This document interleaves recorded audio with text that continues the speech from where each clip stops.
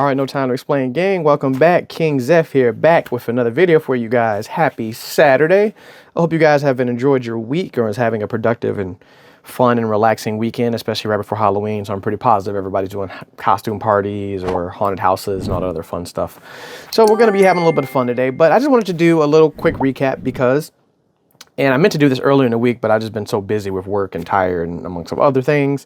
I wanted to get a couple things together first before I even got started on it. But last Saturday, I attended my very first YCS. So YCS this time around was in Indianapolis near IB Friction. So I hung out with him for the weekend and the family, and then attended my very first YCS for the very first time. Something that I've been really wanting to do for a very, very long time. I've just never had the time or energy or effort to consider going to one and competing in one, even though I pretty much didn't anticipate to perform very well. To be fair to me, my very first YCS, I wasn't playing meta. My rank was 436. There were over 2,000 players, so I pretty much hit within the top 25, even though a lot of people on the bottom half dropped out. I stuck throughout all 9 rounds because I just wanted to have fun and play against different decks and see how well my deck worked, and just had some fun playing Yu-Gi-Oh! And so, yeah, so my rank was 436. I did better than I thought I did. I believe was that I had 3 or 4 wins and the rest were losses. I can't remember all the decks I played against, but just wanted to talk about that experience and time frame and yeah, go over a couple little things because of course a couple of you guys, especially for the Yu-Gi-Oh part of the content, I'm pretty sure watch some of the Master Duel videos or some of the unboxings, and maybe some of you guys have never been to a YCS. You might have just seen a bunch of content creators talk about it or see videos about it. So I just wanted to talk about my personal experience on it. So before I get started on the storytelling, like, comment, subscribe in the videos as we try to hit our new subscriber goal. Thank you guys for watching. Anybody new? Last time I actually looked at some numbers, about 93% of you guys aren't subscribers. Come on, what's the deal? You don't like us? You watch the videos, but you don't want to support. You don't want to see what's new, what's coming, what's popping. Hit the button. It's free of charge. It helps us out. Allows you to see all of our videos and live streams that we do every single Wednesday, as well as whenever we do another round of giveaways that we just finished doing a couple weeks ago. So, like I said, took a drive down to Indianapolis, where I'm in the Chicagoland area, so it's only about a 2.5 hour drive for me. And did register. I played my Dark Magician deck. I was battling between playing either Runic Kestira or a couple other decks that I have sitting around here, but I'm like, you know what, I want to have some fun, and I played a little modification of my Dark Magicians. So it was a little rough for your boy, because of course, Rescue Ace, well, first and foremost, Age of Overlords dropped Friday publicly everywhere. So, you know, between the sneak preview event the week prior, Wednesday at OTS stores, and then, you know, everywhere Friday, Age of Overlords was popping. The fact that so many people had Age of Overlord cards and had the Bellstar in their deck and the new Rescue Ace support and a bunch of other stuff running rampant so quickly is hilarious to me. So a lot of people are very serious about the Yu-Gi-Oh! And I'm just not that serious yet, unfortunately. But we'll get to that point later. But, you know, that said, it just came out. So all of those cards became available to be used for the YCS. So a lot of those cards were seeing a lot of play. So of course the Bellstar package was running around a lot, especially in the Rescue Ace. Rescue Ace was predominantly the top deck of the YCS. I can't even remember I believe Rescue Ace won a YCS. I can't remember the guy's name, but literally like the whole front table was for the most part all Rescue Ace. So that was actually my first match too. So a lot of that was running around because we had some Pearly players running around, Branded Chimera, which I kind of despise how cheesy that deck and how fast it is, but it is what it is. I wasn't playing meta. So like I said, I was doing my own thing. I was playing with the Dark Magician deck, which ironically works out really, really well for me personally. I can have a lot of fun with it, and also in the moments that I do get to beat meta decks, it's kind of refreshing and nice. But I got there, of course, had to register and wasn't seeing a whole lot of people because I think I arrived at the convention center maybe around 5:15-ish. Registration closed at 6 to make sure I got registered and everything. Went in, kind of saw the vendors and everything, and saw the land and saw all the tables. So it was a little bit different when I registered for the moment I got there this Saturday. So when I went there Saturday, of course, a lot of people there, everybody sitting around, trading, vendors hitting it up, playing some practice games, waiting for the rounds to start, which then started the 9 rounds of Swiss, 45-minute rounds. If you guys have never played in a Yu-Gi-Oh tournament or even an OTS tournament, well, if you have played in an OTS tournament but never played at a YCS, see a YCS as just a OTS tournament on steroids, because essentially it's just that with a lot more people. So 45-minute rounds, 2 out of 3 games. Of course, wins the match, and then whoever wins reports and moves on. You get points based on your wins and your draws and all that other stuff. So it's basically just that, but instead of having like 20 people in a tournament or maybe 30, it was 2,000 people. So it was a lot of games being played.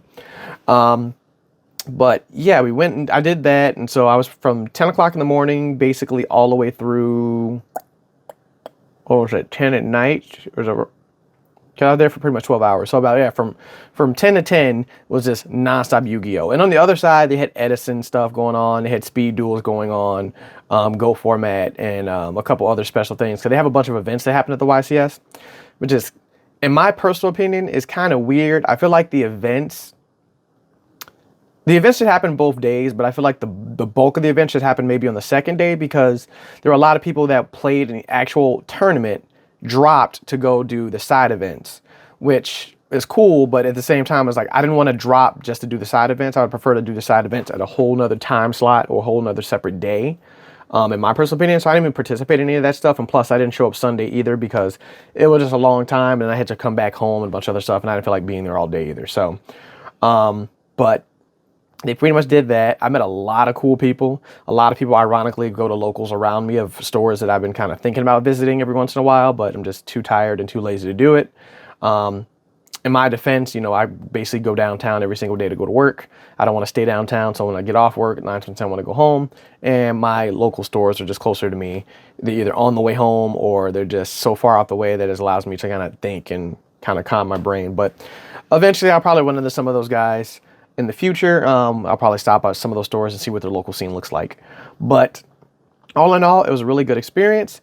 Of course, I was present in there for the legendary Jeffrey Leonard, famous Mystic Mind player, breaking out the FTK Exodia Draco Slayer package. It was pretty wild. So yeah. One more piece! One more piece! One more piece! One more piece! Bro, the judges are busting up. They over here like, dude. No way.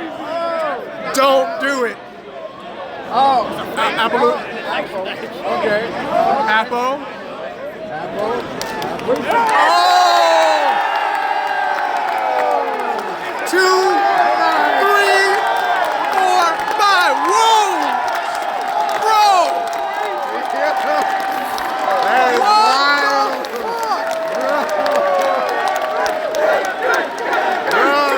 Undefeated.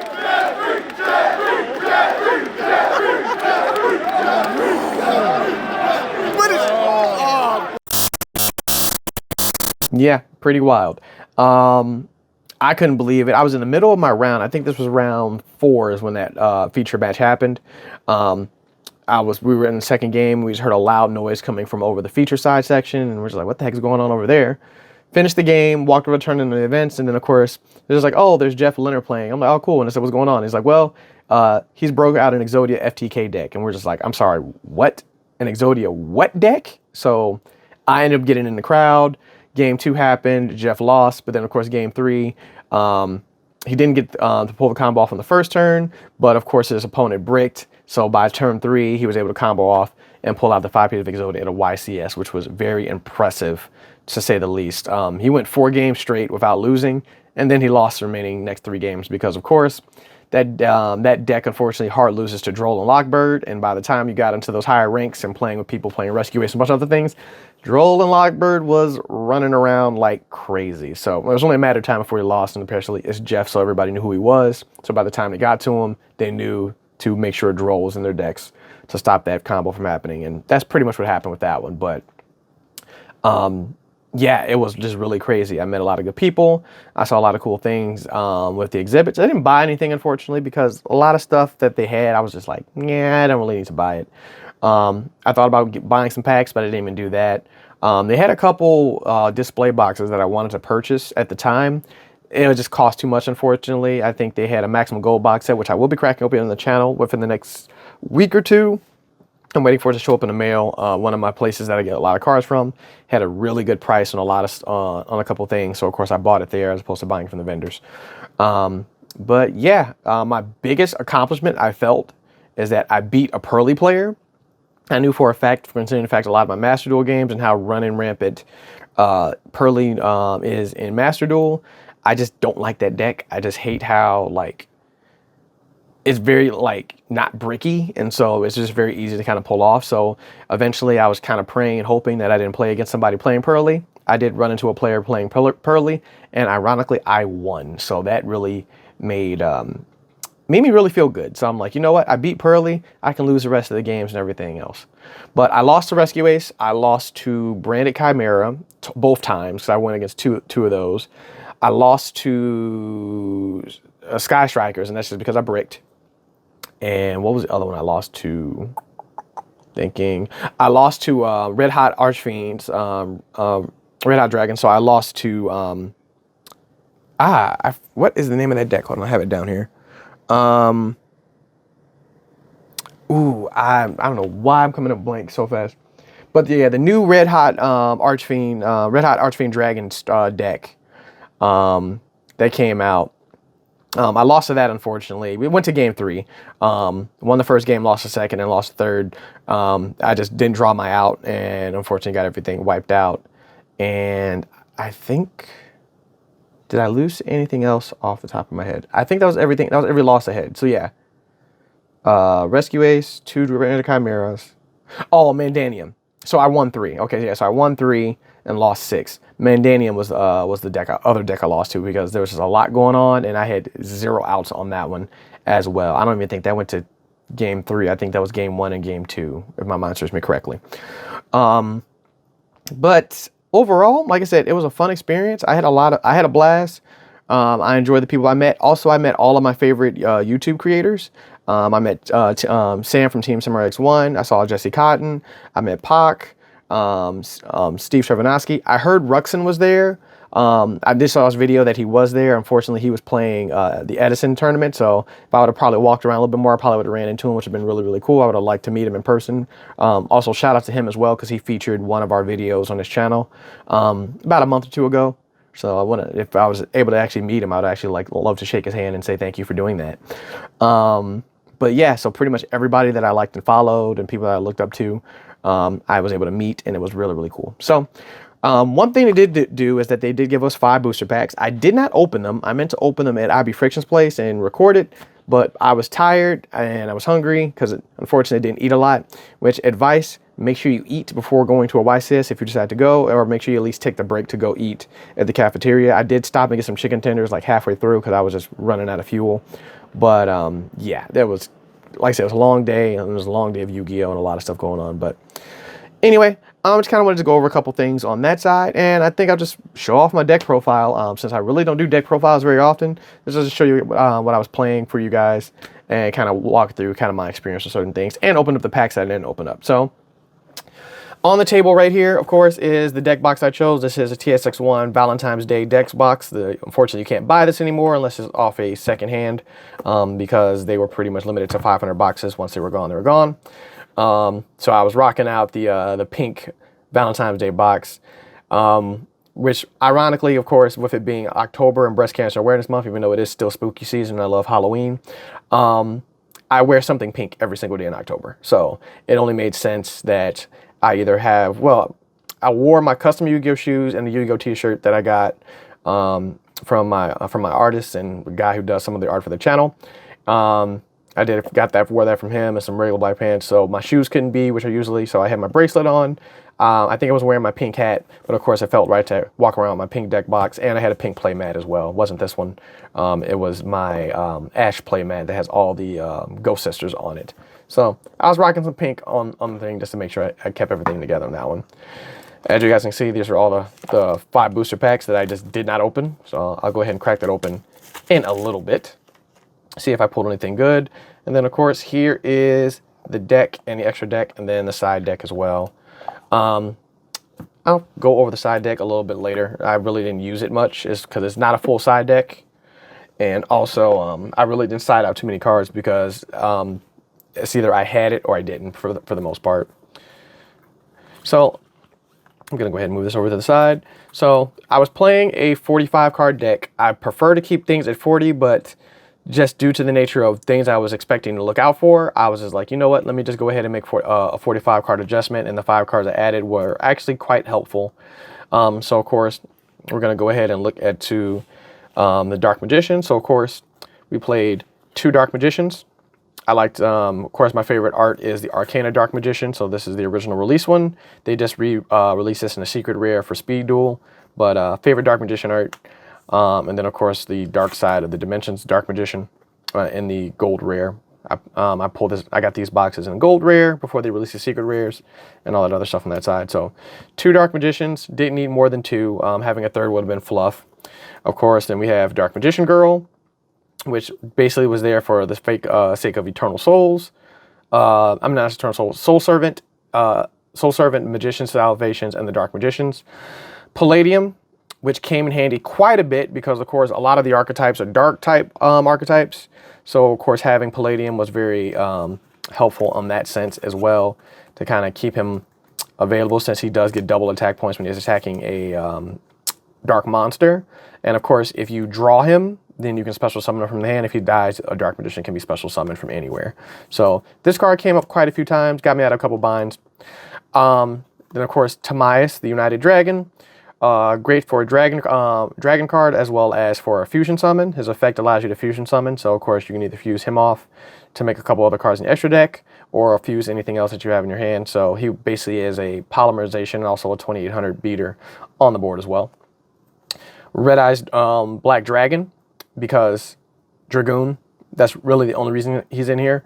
A lot of people who play Dragoon don't always like to put Red Eyes Black Dragon in here, but not a lot of times when I do break Dragoon out, I do get to summon him using both Red Eyes and Dark Magician. So I get the 2 pops per turn instead of just the 1. That's just me personally. It's worked out for me every single time I use it. And also I also have another card in here that helps with that. Then, of course, we have 3 Magician's Rods and 2 Magician's Souls. Now, 3 and 3 is fine. I cut Magician's Souls down to 2 because I felt like I didn't need 3 copies of it. Rod is more important, in my personal opinion, because Rod searches out for the Dark Magician Speller Trap, which you do need your Dark Magical Circle, you do need your Eternal Souls, you do need Soul Servant, or Secrets of Dark Magic. So having 3 of these was more and more important. I didn't feel the need to have 3 of these, so I cut it down to 2. So I had 3 of those and 2 of those. And then also, considering the fact that I also am running 2 Illusion of Chaoses, that allows me to either pull the Magician's Souls or the Rod. I had everything I needed, so I didn't feel the need to play 3 of these. I have 3 of these, and I just kind of cut it down to 2 because I really ritual summon this. I always really use it for its effect to either pitch it to special summon using Magician's Souls, or just for the pure effect. It's very rare I actually summon this card to use the actual bounce back and negate effect. It's nice to have. Like I said, it's really nice to have and it's a good utility, but I just don't really use it that often. Another ritual monster that I like to keep in the pocket was, of course, the Magician of Chaos. Doubles as a Dark Magician. Whenever a spell or trap is activated, you also get to pop a card. So essentially, if I can summon this out, when it's in the graveyard, it works as Dark Magician, so Eternal Souls can bring this back, which allows Dark Magical Circle to activate to banish a card. And then this secondary effect will activate that allows you to make an additional pop. So this is basically giving me 1 to 2 pops per turn, 1 banish, 1 pop. So this is like having like a baby Dragoon that doesn't get stronger, but also isn't as strong as that side, but also it can keep being revived back and forth using Eternal Soul. I broke this out probably twice because I didn't draw. I don't have 1 copy in the deck. So I really didn't draw it to really use a lot, but the 1 game I did use it in basically won me the game because I went in, nuked 2 cards, pitched it, revived it, did the same thing the next couple turns. So that pretty much covers everything in the Magician's package in terms of monsters. So for the Dark Magicians and Dark Magician Girl and the necessities that I believe that you need to have in a Dark Magician deck, at least for the time being until they add more support for it. But that's just how my taste and flavor of the deck. Next, of course, Bestials. 2 Bestial Druze Worms and 1 Bestial Magnamut. They're dragons. They help you summon Dragoon. Simple as that. Dragoon or the Dark Magician, the Dragon Knight. Whichever one floats your boat, but also you summon Magnamut, banish a card from your opponent's graveyard that's a light or dark, or even your cards. There are a couple cards in the deck that you can eventually banish out and get rid of that you won't need anymore. So this kind of helped come out and cause a nice interruption. Magmood allows you to pull a dragon at the end of the turn. Drew's Worm allows you to destroy a special summon monster when it's destroyed. So came in very good handy, whether it's fusion material or simply just some disruptions and things to kind of help you get things going on that. Next, of course, 2 Ash Blossoms. Hand traps. You got to at least have 1 Ash, but also I use Ash for another reason inside of here. I also use it because it's also a tuner. I'll go over that in a second. For those that play this or that understand what I would do with it, you guys probably already know what I'm going with it, but you need some couple hand traps to stop some drawing power. So of course I have 2 copies of those.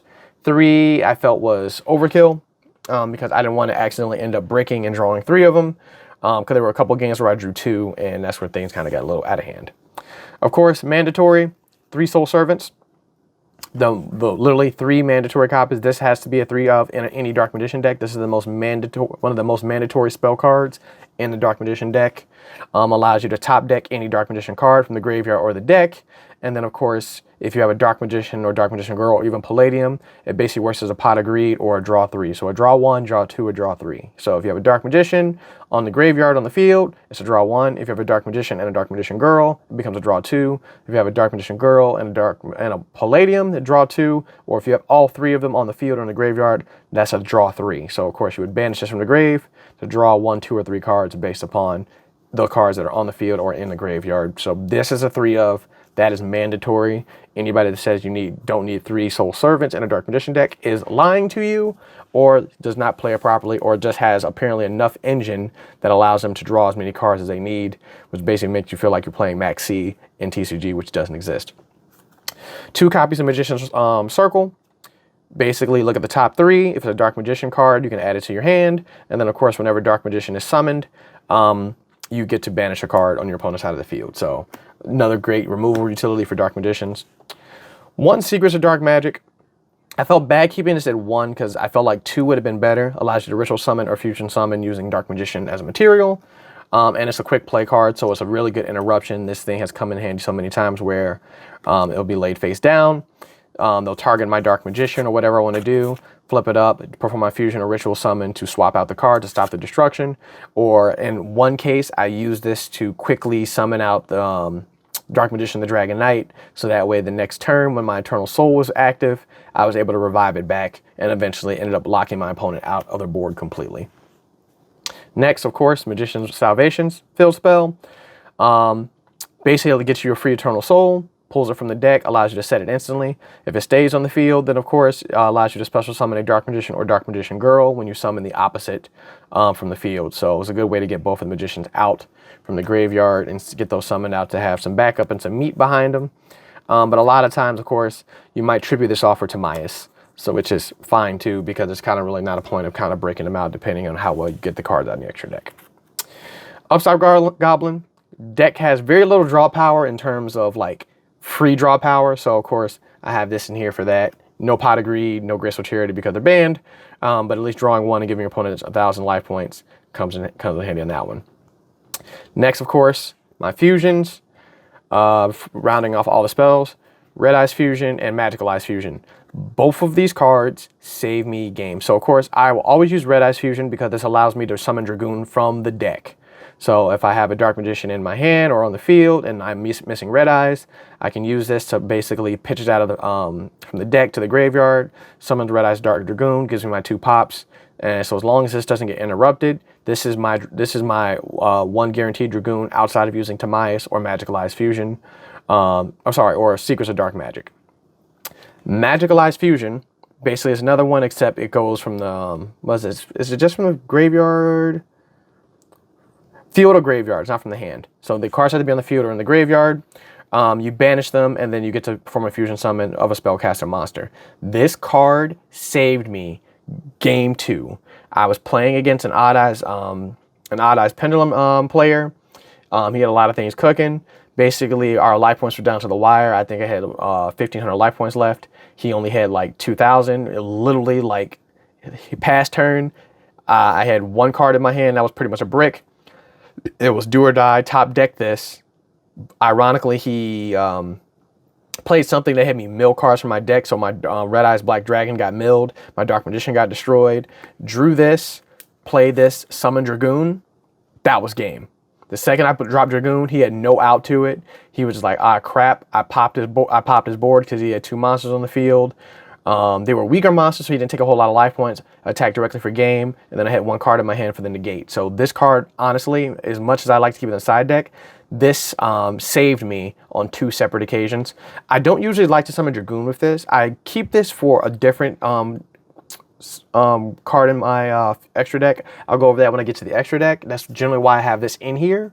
But in that situation, I was in a bind. It was the last turn. It's either I drew the out or I didn't. That was my out. Dragoon came out, saved me the game. So big ups to Magical Eyes Fusions. I'm glad I left that in the deck because I was considering siding it out. I left it there. I took a whim and it saved me on 2 separate occasions. So I definitely, yeah, it's staying there now. Onto the traps. Of course, mandatory 2 Eternal Souls. Allows you to summon a Dark Magician from the hand or the graveyard. Special summon is once per turn, and any card named Dark Magician is unaffected by spell or trap cards, or actually unaffected by any of your opponent's card effects, period. So essentially you want to get this out to summon out your Dark Magician or bring back your Dark Magician from the graveyard. So of course this was the bread and butter to that. You need at least 2 of these. Some people put 3. I think 2 is fine because of course if one gets destroyed or both gets destroyed, as long as it doesn't get banished, you can use Soul Servant to bring it back. So I usually keep only 2. One is enough, and I try to pocket another one. Then of course, because of the nature of the current state of Yu-Gi-Oh! And in the meta, Floodgates. 2 copies of Skill Drain. Of course, Dark Magician is not an effect monster, so Skill Drain does absolutely nothing to Dark Magician. You can pop it, revive it with Eternal Soul, banish a card. That's basically one of the bread and butter strategies. Keep removing Dark Magician, revive it back with Eternal Souls, use Dark Magical Circle to banish a card, and slowly pick off your opponent's board piece by piece. And this stops your opponent from using their card effects while they're on the field, so they have to do some trickery to get it to work. And a lot of decks don't have a lot of backward removal, for the exception of Harpy's Feather Duster or maybe a couple Lightning Storms. But Lightning Storm is more circumstantial because if you have a card on the field, you can't use Lightning Storm. But Harpy's Feather Duster is a one-of, so it's either they have it or they don't. Next set of Floodgates, Gozen Match. I use this by accident in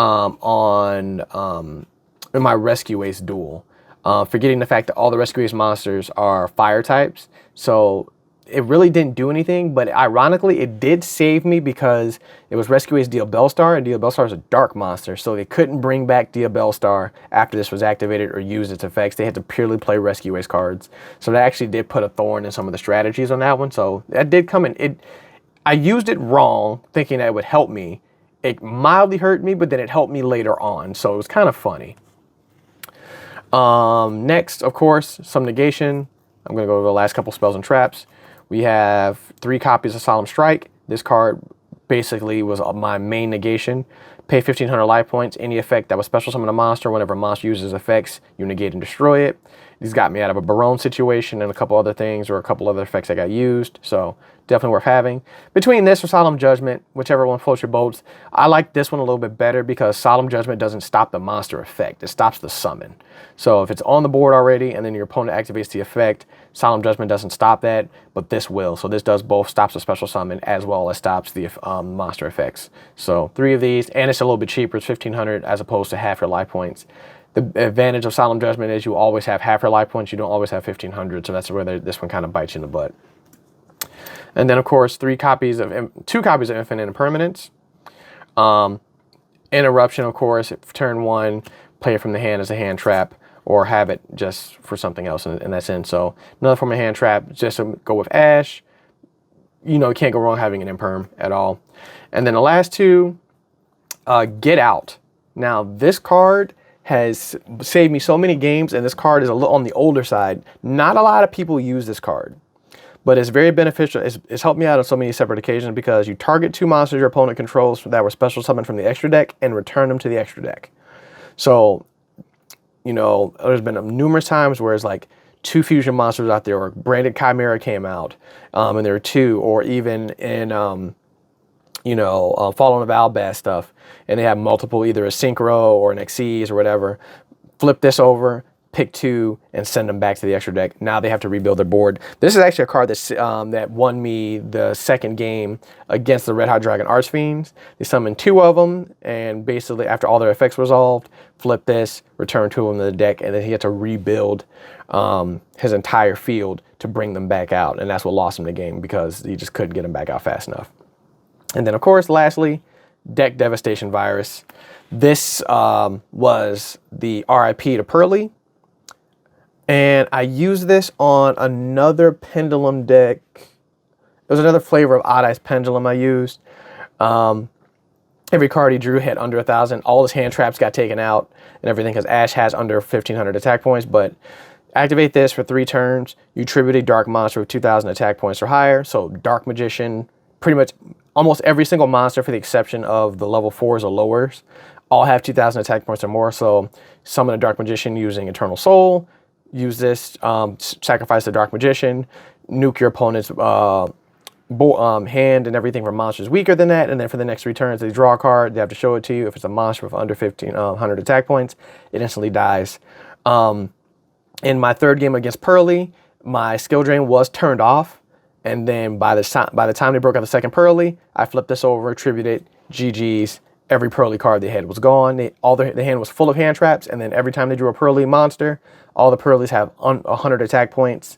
They just instantly died. So this actually helped me beat Pearly in that final round. The second time, one time it was with skill drain, so I was able to get skill drain out on the board before Pearly Noir hit the field.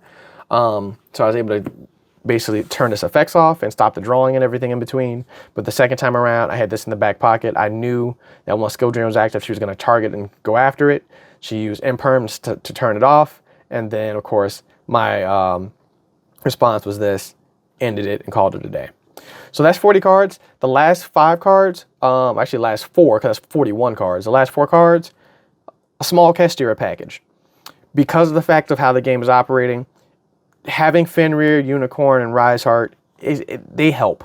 They really help. So, of course, Fenrir, monster effect, banish a face-up card.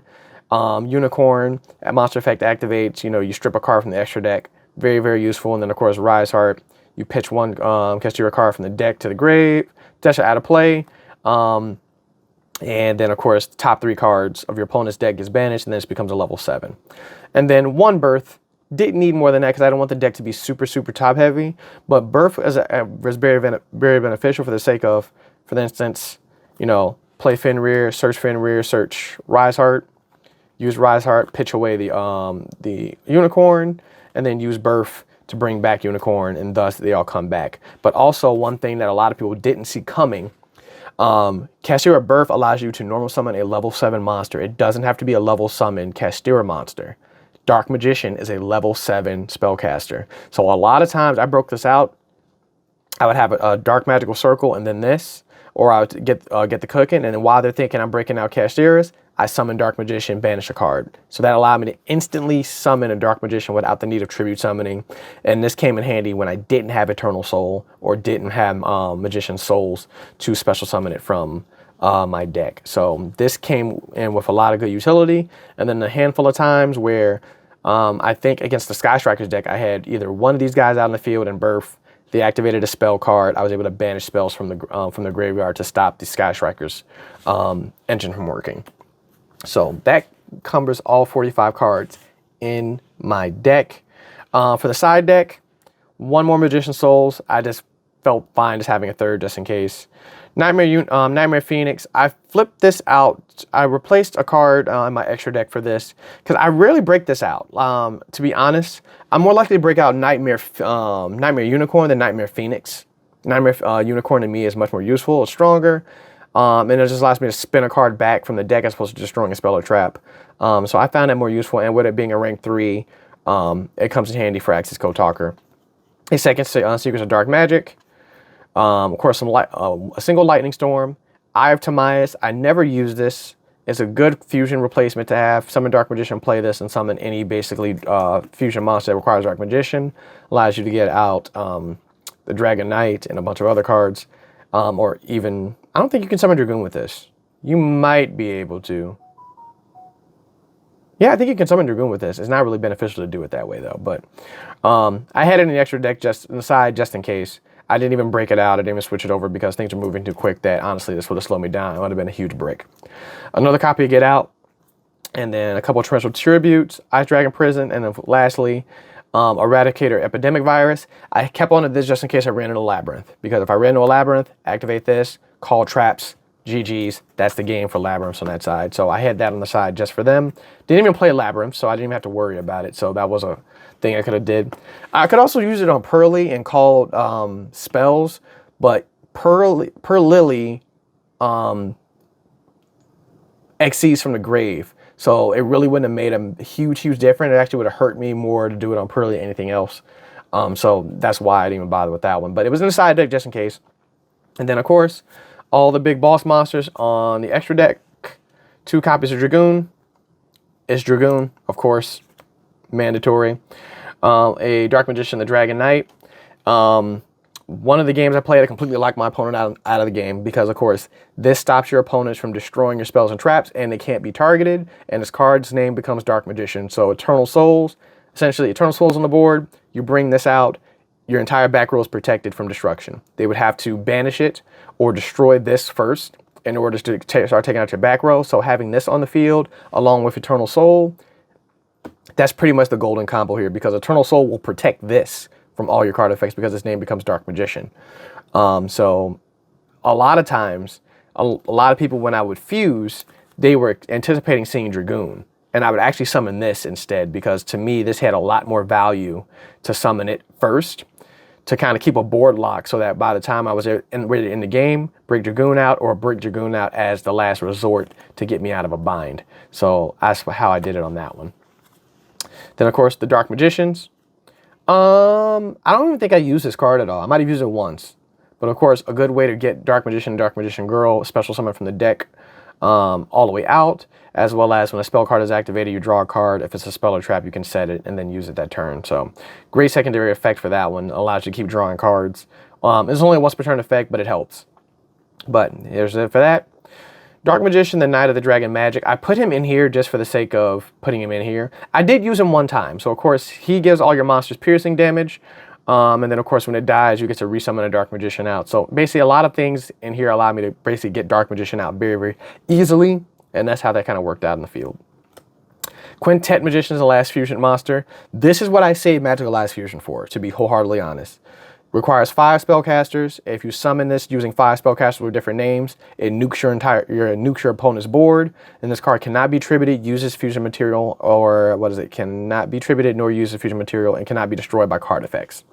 So summon this, and it has 4,500 attack points. Nuke the board. All magic and trap cards and monster cards get destroyed. Attack directly for game. 9 times out of 10. So this actually I did break out once as well, and this got me out of bind. But this is really what I use Magical Eyes Fusion for. I don't use it so much for Dragoon, except for that one time where it was my clear way out.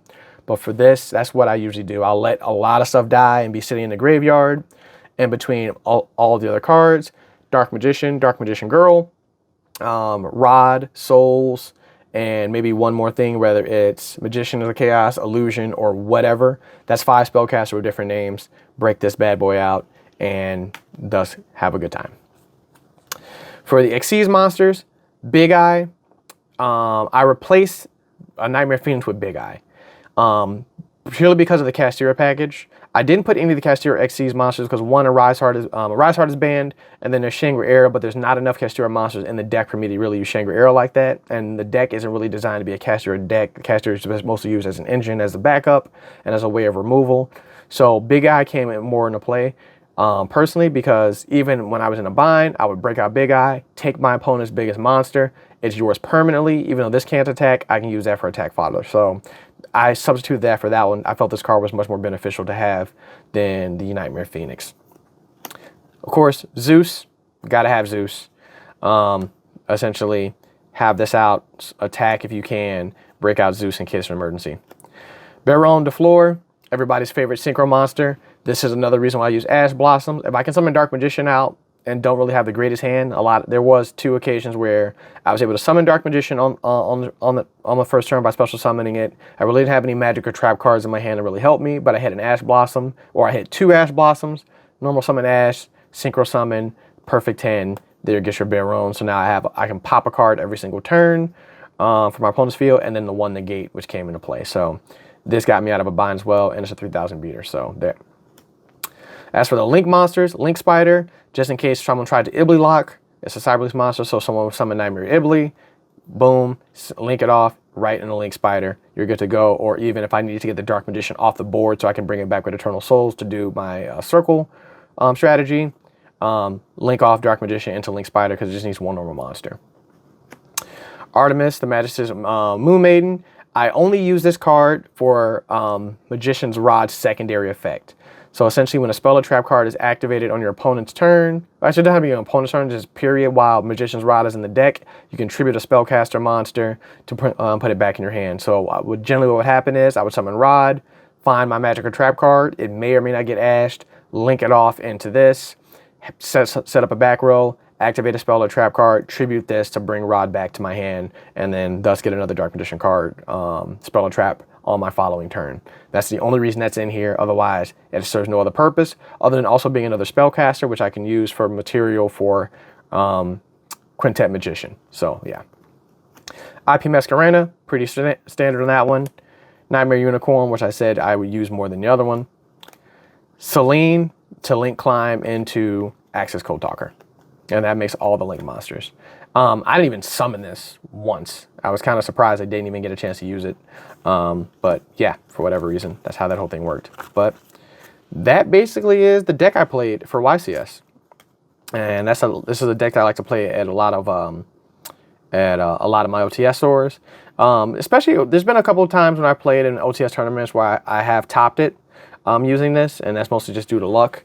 But it's not the greatest deck in the world, and it's not the best thing in the meta, but if you can get it cooking, get it working, it works out quite well, and I think I enjoy it. But without further ado, let's end this with some pack openings. These are the 5 packs that I received from participating in YCS. So the $25 entry fee gave you 5 packs, which is $25 worth of packs. Didn't even open these up, so we've already opened a box of these. Let's see if I pull anything good or pull anything useful out of them. So we got another Kin, the Warrior Dragon, Trentosaurus, followed by Discordia, the Testinia, the Earthbound Immortal, and then Fire Recovery is our foil for that one. So everything else, Realm Elegy and the Vanquished Soul Spell.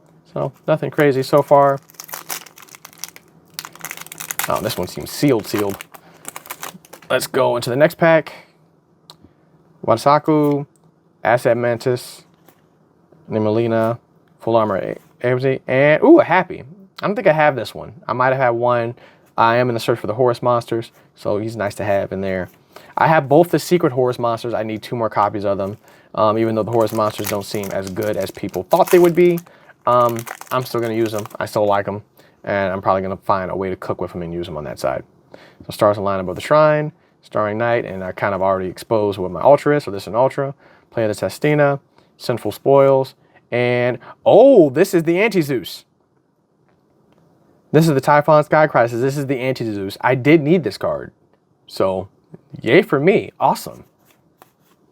And then everything else is pretty standard. So, all right, it came up ahead. That's the Anti-Zeus. I definitely needed that card. It wasn't something that was on the top of my list, but hey, I got it. I'll take it. And then we're gonna go Supreme King, Lizworm, Master Tau, the Fighting Forest, Miracle the Supreme King, followed by Switch Point. I think we already pulled that last time, you know, from that one. And then the last pack magic. Let's see what this one is. Hopefully it's a gold sarcophagus. I would love it's a gold sarcophagus, but it's gonna be the Shade, Nilarium, Cursed Bride, another Supreme Dragon, followed by Sea Spitting Saplings. So nothing crazy. So other than the Anti-Zeus, that is what we pulled out of our OTS pack. So of course, this is the pull of the day, which I'm happy about because this is actually a card I did want and need at some point in time. It's just been kind of closer to the bottom of my list because I knew I would get one eventually. But that's going to conclude my story time in my video. Hope you guys enjoyed it. Like, comment, subscribe if you want to hear more about it. I think I'm just going to talk about some more tournament stuff later in the future and have some more discussions. I do like chatting and telling stories. But yeah, that's my time at YCS Indianapolis. I have to see when the next YCS that I can attend will be coming up. I would love to do the traveling and do all that other stuff, but unfortunately I don't make the money to do that just yet, and nor do I have the time to take off work to pull that off. So we'll see until the next time. But if there's another YCS near me, I'll gladly go next time and have a blast. If you guys do have a YCS in your area coming up and you do love to play Yu-Gi-Oh!, even if you're not playing the greatest deck in the world, I recommend going and at least taking the experience. It was a fun time. And you'll probably meet a lot of cool people and network and all that other stuff and enjoy the game, or not enjoy the game, depending on how many times you get beat by the meta deck. But it is what it is. But I've rambled on enough. It's King Zeph here. No time to explain. Like, comment, subscribe. Till next time, I'm out.